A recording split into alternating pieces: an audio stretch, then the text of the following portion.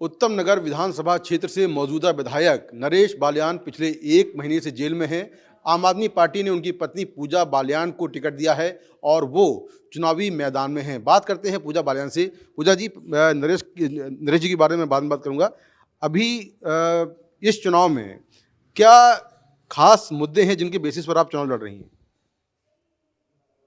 मुद्दे आम आदमी पार्टी के जो काम हैं उन मुद्दों पे हम चुनाव लड़ रहे हैं। नरेश बाल्यान जी के साथ जो अन्याय हुई है उसके खिलाफ हम चुनाव लड़ रहे हैं। मुद्दे ही मुद्दे हैं। आम आदमी पार्टी ने जितना काम दिल्ली में किया है, आप बताइए किसी और पार्टी ने किया है? आम आदमी पार्टी बिजली फ्री, पानी फ्री, मोहल्ला क्लिनिक फ्री, बसों में महिलाओं के लिए टिकट फ्री, तीर्थ यात्रा फ्री, स्वास्थ्य में बढ़ चढ़कर काम किया, अस्पतालों में इलाज फ्री, शिक्षा फ्री और हाल ही में महिला सम्मान योजना 2100 रुपये हर महीने हर महिला के खाते में, और बुज़ुर्गों के इलाज के लिए प्राइवेट अस्पतालों में भी इलाज फ्री, सरकारी अस्पतालों के साथ साथ प्राइवेट अस्पतालों में भी इलाज फ्री, सभी और भी योजनाएं सभी जातियों को, सभी समुदायों को एक तरीके से रखते हुए बिना किसी भेदभाव के हर मंदिर में पुजारी को 18,000 रुपये वेतन, ग्रंथियों को 18,000 वेतन, मौलानाओं को 18,000 वेतन, हर धर्म के लिए इतनी आस्था, हर वर्ग के लिए आम आदमी पार्टी ने काम किया है। 25 रुपये कांग्रेस करेगी, हम देंगे महिलाओं को। आप कह रहे हैं 21 रुपये देंगे। अब आदमी किसका पैसा लेगा? क्या कह रहे हैं? कांग्रेस कह रही है कि हम 25 रुपये देंगे महिलाओं को। क्या पहले कभी दिया है आम आदमी पार्टी कह रही है 2100 देंगे। तो आप वोटर किसका पैसा लेगा? मैं आप ही के सवाल पे सवाल करती हूँ आपसे, क्या कांग्रेस ने पहले कभी दिया है? आप बताइए। आम आदमी पार्टी ने तो जितने भी वादे किए हैं अपने वादों पे खरा उतर के दिखाया है। तो कांग्रेस ने कहा है तो कहना आसान है, कहने और कथनी में फर्क नहीं होना चाहिए ना। 10 साल से नरेश जी जो है वो लगातार विधायक हैं। आपको लगता है कि 10 साल का एक लंबा वक्त हो गया है, थोड़ा एक एंटी इनकम्बेंसी पब्लिक में होगी? नहीं, मैं नहीं, बिल्कुल नहीं मानती। जब मैं लोगों के बीच में आई तो मुझे पता लगा कि नरेश बाल्यान जी को लोग इतना चाहते हैं, इतना प्रेम करते हैं कि मुझे इलेक्शन मैं नहीं लड़ रही हूँ, उत्तम नगर की जनता इलेक्शन लड़ रही है। ये नरेश बाल्यान जी के प्रति उनका प्यार है, उनके प्रति मान सम्मान है। हर व्यक्ति ने, उत्तम नगर के हर व्यक्ति ने इस चुनाव को व्यक्तिगत बना लिया है। आप बात कर रही हैं कि काम बहुत हुआ है, लेकिन जो दूसरी पार्टियां हैं वो आरोप लगा रही हैं कि जगह जगह सीवर जो है उसकी प्रॉब्लम है, सड़कें नहीं बनी हैं, नालियां टूटी पड़ी हैं। इसको लेकर क्या कहना? देखिए, विपक्षी जो आरोप लगा रहे हैं, आरोप प्रत्यारोप की राजनीति करना तो उनकी स्वभाव है। वो आरोप प्रत्यारोप की ही राजनीति करते हैं। उनके पास मुद्दे क्या हैं, किस तरीके की राजनीति करते हैं, उनकी राजनीति के बारे में हम क्या चर्चा करें। ये राजनीति करते हैं जो नरेश बाल्यान जी के साथ उन्होंने किया है। राजनीतिक स्तर के भी कुछ, इतना राजनीति का स्तर इन लोगों ने इतना गिरा दिया है। राजनीति के भी कुछ मापदंड होने चाहिए, राजनीति का कोई स्तर होना चाहिए, इनका कोई स्तर नहीं है। बीजेपी ने अभी किसी को टिकट नहीं दिया यहाँ से, लेकिन कांग्रेस के दिग्गज नेता मुकेश शर्मा चुनाव मैदान में आपके सामने। कितना कड़ा मुकाबला आप देख रही हैं? बीजेपी की भी ये भी कोई एमएलए, कोई अभी टिकट मिलने वाला है? कितना कड़ा मुकाबला है इस बार आपका?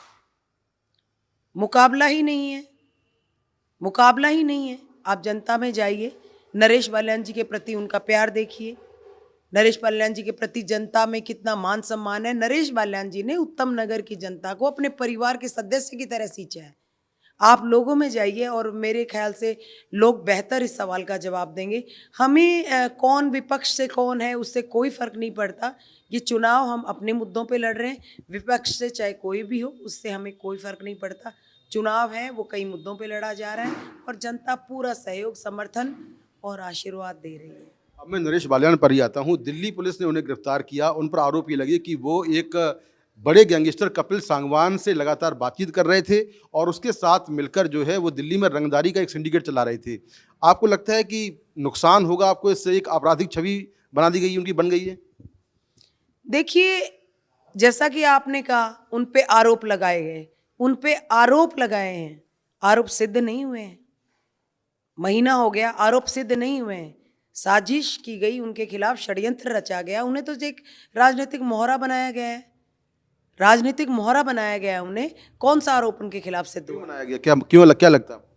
इसलिए बनाया गया कि उत्तम नगर में जब उन्होंने सर्वे करवाया तो पता था कि नरेश बाल्यान जी को उत्तम नगर में कोई नहीं हरा सकता, और नरेश बाल्यान जी को मोहरा बनाया। एक बात बताइए, एक बहुत स्पष्ट सी बात है कि 1.5 साल से नरेश बाल्यान जी को धमकियां मिल रही थी। अगर नरेश बाल्यान जी दोषी थे तो उनको 1.5 साल पहले ही क्यों नहीं गिरफ्तार कर लिया गया? चुनाव के मात्र 2 महीने पहले गिरफ्तार करना आपको साफ सांकेतिक है। ये संकेत देता है कि चुनाव को इसको एक राजनीतिक मोहरा बनाया गया और सिर्फ अपनी राजनीतिक रोटियां सेक रहे हैं। उन्होंने पहले भी किया है, एक लंबी चेन है। लेकिन उनका एक ऑडियो वायरल हुआ है जिसमें वो कपिल सांगवान से बातचीत करते हुए नजर आ रहे हैं, उसको लेकर क्या कहना? क्या बातचीत करते नजर आ रहे हैं? क्या बातचीत करते नजर? पुलिस ने उसी ऑडियो के बेसिस पर उनको अरेस्ट किया है। नहीं, ये आप कह रहे हैं। ऑडियो कितना सही है आप कैसे कह सकते हैं? अगर देखिए, कोर्ट में केस चल रहा है, कोई भी आरोप उनके खिलाफ सिद्ध नहीं हुआ है। ये आरोप प्रत्यारोप की राजनीति कर रहे हैं। अब आप उसको कुछ भी कहिए, कहीं से मुद्दे इकट्ठे कर लीजिए और कोई भी आरोप लगा लीजिए। जब हमें न्यायपालिका पर पूरा विश्वास है, और उनको तो जमानत मिल गई थी, कोर्ट से जमानत मिल गई थी, फिर उनको रोक के दोबारा दूसरा मुकदमा उन पे लगा दिया गया। एक मुकदमा, फिर दूसरा मुकदमा, मुकदमे पर मुकदमा क्यों लगा रहे हैं? आरोप है, आरोप सिद्ध तो नहीं हुए, आरोप सिद्ध नहीं कर पाए हैं ना। नरेश बाल्यान जी निर्दोष हैं, सरल साफ छवि के व्यक्ति हैं। जनता उनके समर्थन में है, जनता उन्हें समर्थन सहयोग नहीं दे रही है, उन्हें भरपूर प्यार दे रही है। और उन जनता की जो दुआएं हैं वो आपको 8 जनवरी को जब रिजल्ट आएगा पता लग जाएंगे। तो आपको ये लगता है कि जेल में जाने से एक उनको संवेदना मिल रही है, यहाँ पर एक लोगों को जुड़ाव ज़्यादा हो गया है? संवेदना की बात नहीं है। जब वो यहाँ पर थे, सिंपैथी मिल रही है। जब यहाँ पर थे तब भी लोगों के दिल में बहुत प्रेम था।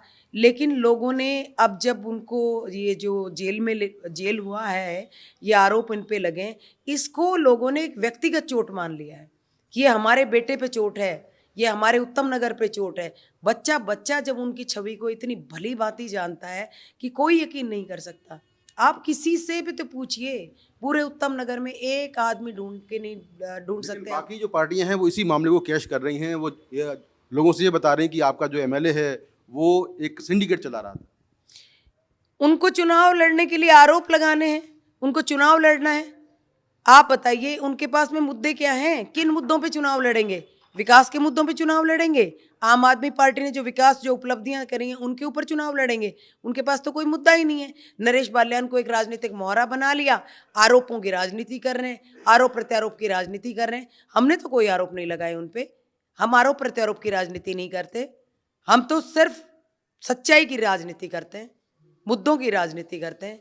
जो आम आदमी ने पार्टी ने काम किया उसकी राजनीति करते हैं। जो नरेश बाल्यान जी ने लोगों को मान सम्मान दिया है, प्रेम दिया है, उसकी राजनीति करते हैं। नरेश बाल्यान जी ने की जो अच्छाई है उसकी राजनीति करते हैं। जो नरेश बाल्यान जी को गलत फर्जी मुकदमे में फंसाया गया है, उसके खिलाफ जो अन्याय की लड़ाई लड़ रहे हैं उसकी राजनीति कर रहे हैं।